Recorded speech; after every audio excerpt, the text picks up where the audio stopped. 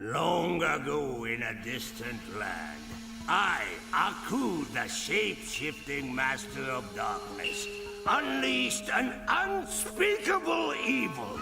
But a foolish samurai warrior wielding a magic sword stepped forth to oppose me. Before the final blow was struck, I tore open a portal in time and flung him into the future, where my evil is law. Now the fool seeks to return to the past and undo the future that is Aku. Hey guys, Max92, welcome back to another wrap-up. Today's wrap-up is on Samurai Jack Battle Through Time. That's what the name of the game is here. Before I get into anything, I just want to say that this will contain spoilers for Samurai Jack. This game has the canon ending to the series, so it has spoilers for the whole series, but especially the last season of the show, because it technically rewrites the ending to the show. Somewhat, I think. I haven't actually seen it, so I don't know what specifically happens, but I know that this ending to this game overwrites the ending to Season 5 and is canon. So, spoilers for Samurai Jack, the whole show. Alright, this video's been in the works for quite a while now. It took me a while to do some of the scripting and whatnot, but we're finally here. It's finally scripted and recorded, or whatever. I finished the game, I've scripted it. We're here. And to start with, I want to give some little background on my experiences with Samurai Jack, because, you know, this is something that's been in my life for a long time. So I'll let scripted me take that away to begin with. I must use the power of this time passage, and so I will defeat you. Ain't gonna happen. Samurai Jack is one of those shows I watched when I was a young kid, along with other Cartoon Network action shows like Teen Titans, Codename Kids Next Door, and the Toonami Block. Its strong action focus and stylistic visuals and music made it one of the things that I've had a lasting love for into adulthood, and it's probably the main reason that I am a fan of Genndy Tartakovsky, helped by his generally strong track record in terms of quality productions. Things like its opening titles and credits music have been ingrained in my psyche for over a decade, nearly 2 of them. The show is nearly 20 years old, but I'm not sure if I was there watching it at age 3, I'd probably have to ask my dad. It's one of those things that has just kind of been with me all of my life. And though I'm not sure I count myself as a huge fan, especially since I haven't really gotten around to finishing Season 5, it's something that was undoubtedly formative to my tastes as an adult. Thank you, scripted me. Now, to dive back into the game here, I generally had a fun time with Samurai Jack Battle Through Time. It's not the longest game, but it sort of encourages replayability within your save and playing levels and stuff over again and whatnot. So it has quite a bit of replayability with its upgrade system and all that. In my initial playthrough of just playing the levels, I found that like around the second to last stage, which was the spaceship or whatever, I stopped progressing. Had to go back and grind a little bit to get more currency and whatnot to upgrade some more. However, due to all the farming and all the time I actually put into this game, despite all that, I didn't really get bored of it. I honestly replayed most of the levels several times. When I did my script, I went and replayed the entire game pretty much so that I could get my detailed portions on levels, which we'll talk about later. And so, you know, all in all, I've played through the entire game twice at least, and I've played through a lot of the levels, especially the early ones, several times. And I just never got really bored of it.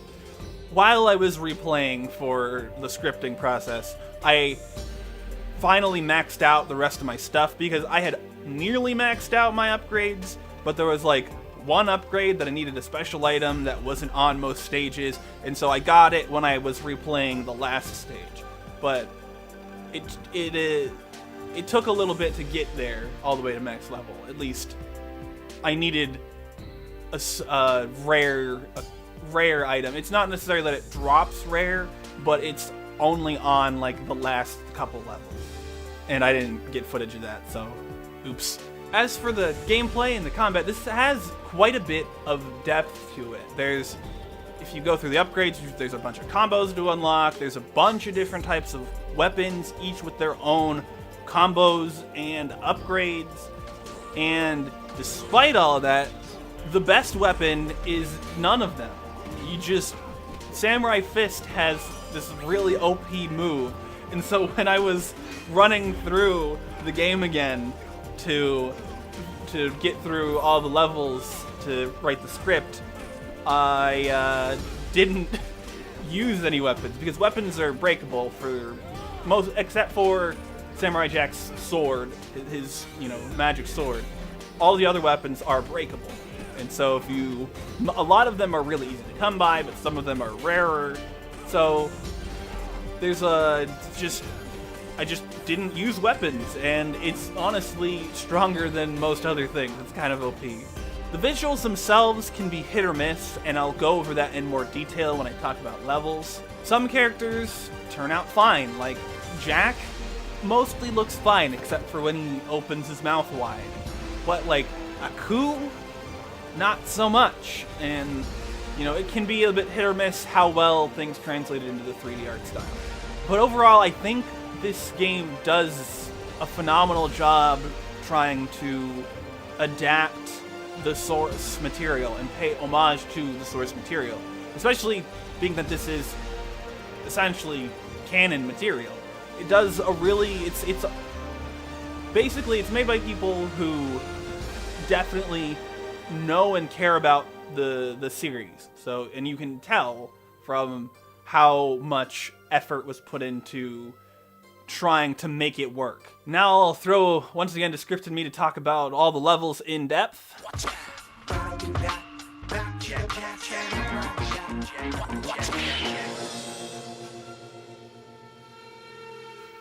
So this game has 9 levels, and for the most part they aren't very long if you know what you're doing.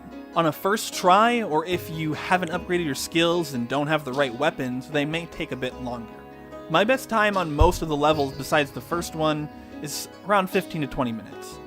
And to keep this moving, I will get into each level in depth, starting with the first one. Aku's Mines. This is your typical tutorial level. It tells you how to play the game. It's not very long, with my average time to beat on Samurai difficulty being around 10 to 15 minutes. I think the most interesting part of this level, and really the game as a whole, is how it changes locations as well as color palettes halfway through. The range of color feels somewhat stand out and really plays to the style of the game.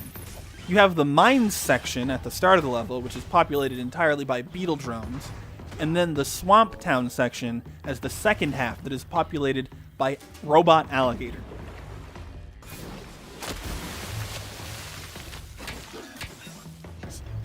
The level is capped off by a boss fight with a mind-controlled version of the Scotsman, which gave me some difficulty on my first time. Speaking of the Scotsman, this is one of the character designs that I'm not entirely sure transitions to 3D the best, but it's not as bad as some others that are later in the game. Meanwhile, Rothschild, who is the first friendly NPC introduced in the game, and the 2 enemy types in this level translate pretty well. Overall, this level serves as a good introduction to most of the mechanics and concepts the game will continue to expand across throughout. Boones Castle is the first real level of the game, as it's more similar in length to other levels of the game, which was around 20 minutes. While still a linear path to the boss fight, it has many offshoots and secrets, some of which you might not even expect to be accessible at all. It even sets up these secrets by showing you some items in the opening cutscene and starting you ahead of them, encouraging you to backtrack and explore the area. Through this, the level does a good job of setting up the expectations of how other levels will be presented. This level is once again divided into 2 major sections, the castle and the mountain. The castle is mostly filled with the newly introduced in the game, Celtic demons, and beetle drones, whereas the mountain section features beetle drones and robot alligators while introducing the bounty hunter enemy type.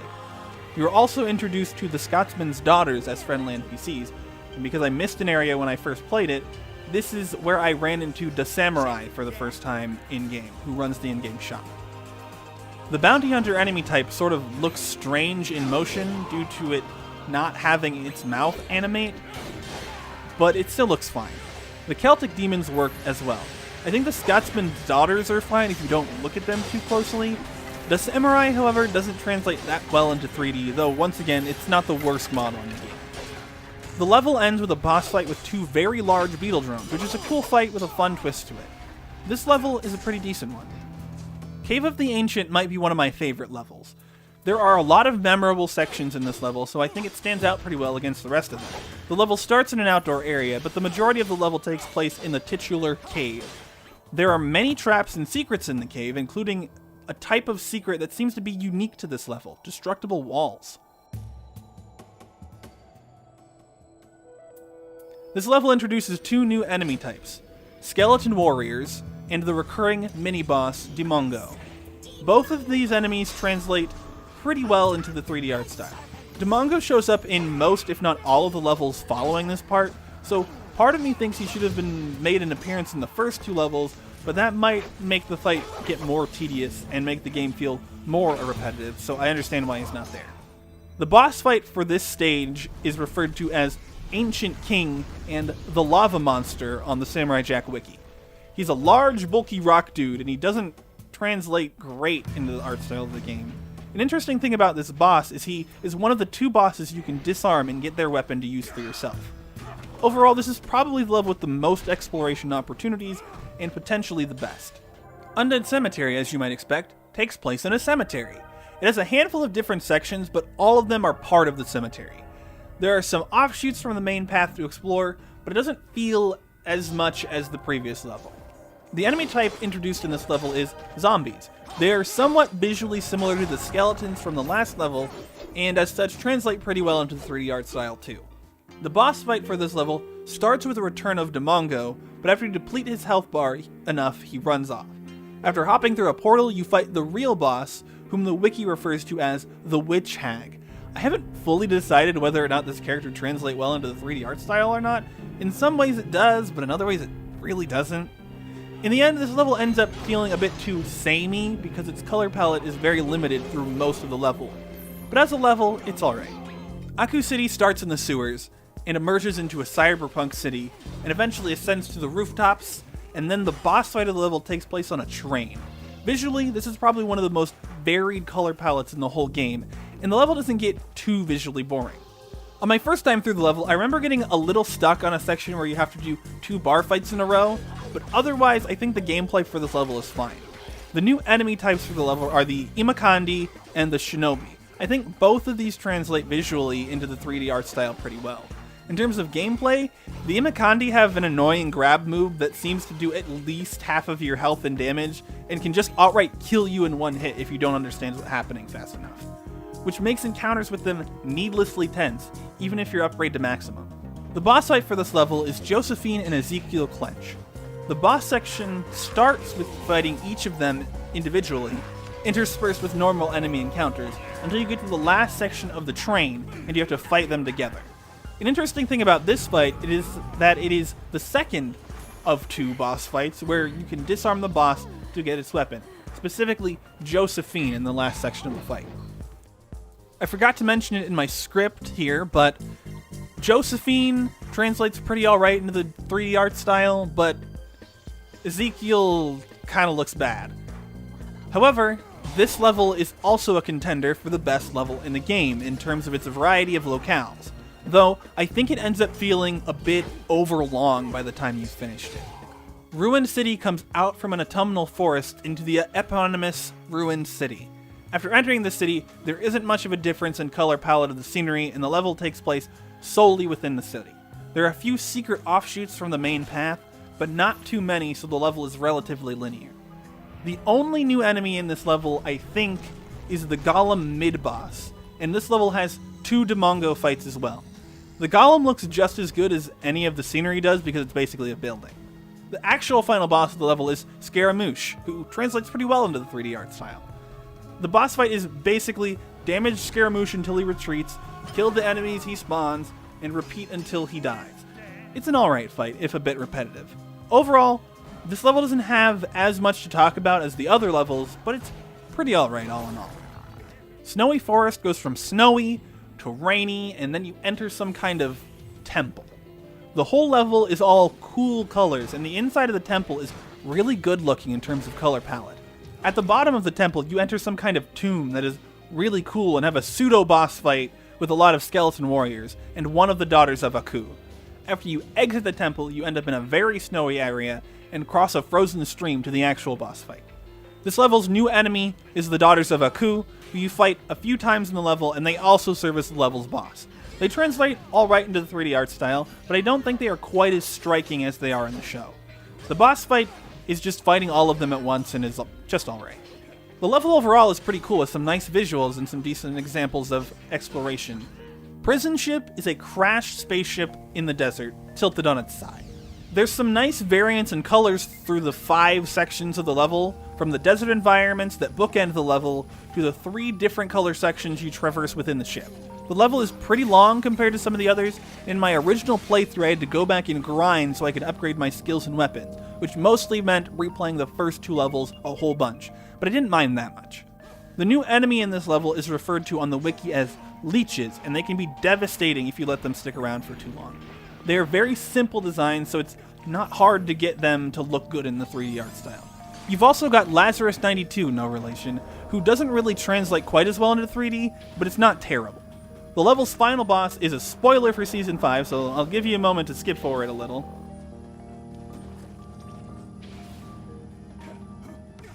Corrupted Ashi, as the wiki refers to it, translates into the 3D art style pretty well, at least compared to how Aku looks.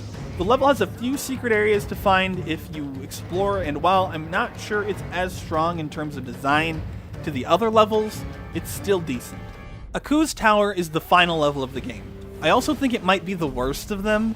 It's not terrible, but it's just ascending a tower and fighting enemies with little variance in visual design and little new things before you get to the boss. The best you get for new enemies is alternate colors for enemies you've run into in earlier sections of the game. I can tell they did their best, but the level itself doesn't translate great into the 3D art style.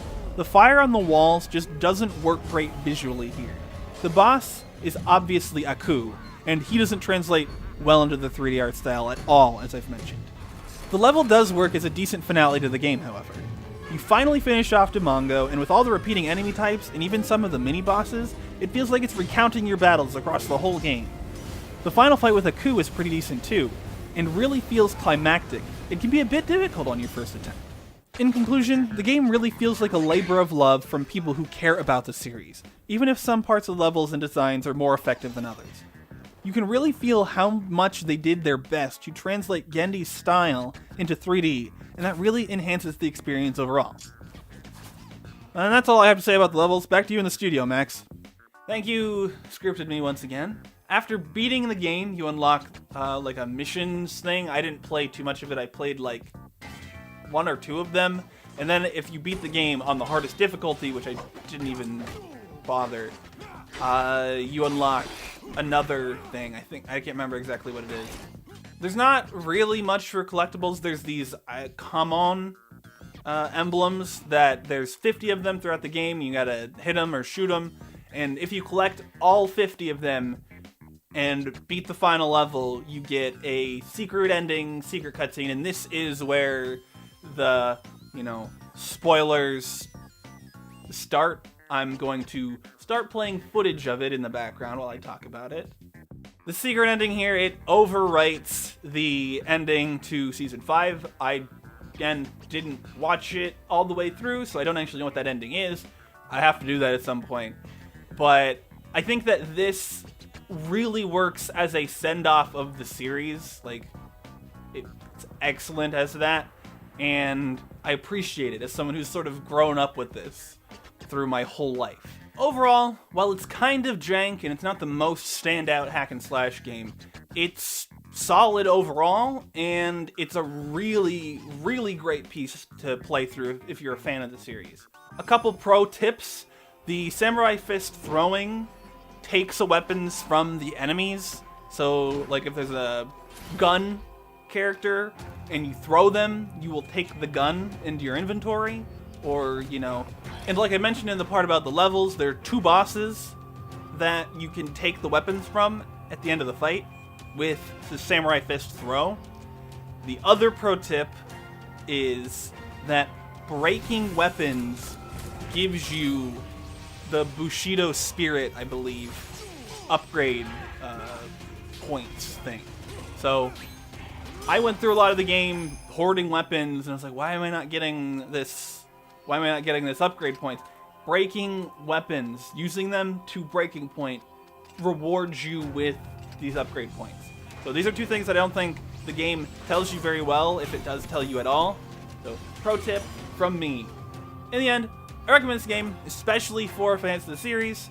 It's a really fun time. I played through the whole game twice, basically, and I didn't get bored of it. The only thing I didn't do was push to do the harder difficulties, because I am not that good at the game, and I just didn't want to grind the game until I stopped liking it. So, yeah. I didn't go completionist on this one, but that's okay. Anyway, that's the video. This has been a long time in production, so... in pre-production, in fact, so hopefully it doesn't spend as long in production. Go down in the description, find links to all my places, Twitter, Patreon, Redbubble, Patreon, Twitter.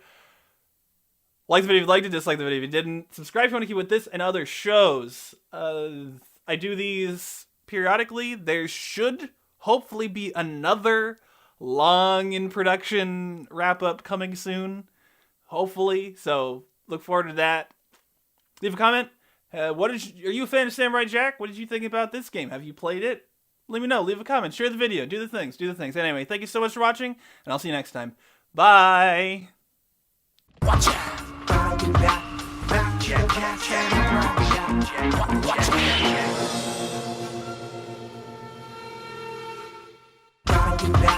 Back to the past, Samurai Jack. Watch out.